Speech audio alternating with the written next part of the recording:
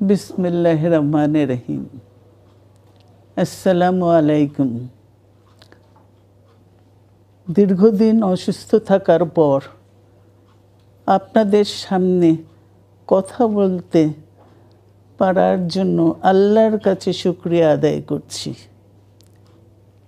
আমার কারাবন্দী অবস্থায় আপনারা আমার কারামুক্তি ও রোগ মুক্তির জন্য সংগ্রাম করেছেন, দোয়া করেছেন।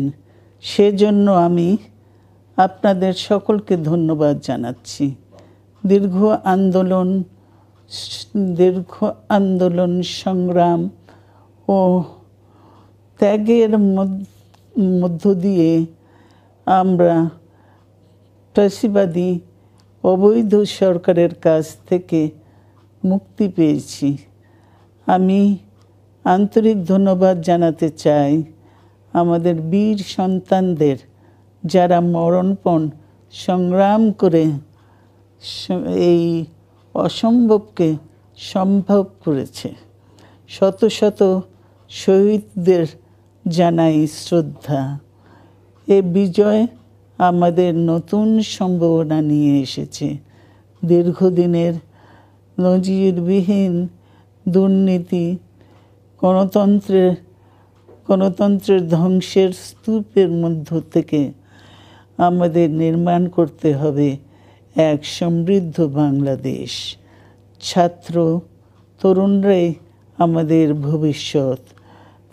তরুণরা এই যে স্বপ্ন নিয়ে বুকের রক্ত ঢেলে দিয়েছে, সেই স্বপ্ন বাস্তবায়নে করতে মেধা, যোগ্যতা, জ্ঞান ভিত্তিক গণতান্ত্রিক বাংলাদেশ গড়ে তুলতে হবে। শোষণহীন সমৃদ্ধ বাংলাদেশ।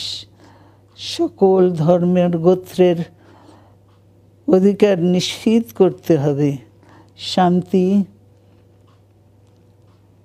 প্রগতি আর সাম্যের ভিত্তিতে আধুনিক বাংলাদেশ নির্মাণে আসুন আমরা তরুণদের হাত শক্তিশালী করি। ধ্বংস নয়, প্রতিশোধ নয়, প্রতিহিংসা নয়, ভালোবাসা, শান্তি ও জ্ঞান ভিত্তিক সমাজ গড়ে তুলি। আল্লাহ হাফেজ। বাংলাদেশ জিন্দাবাদ।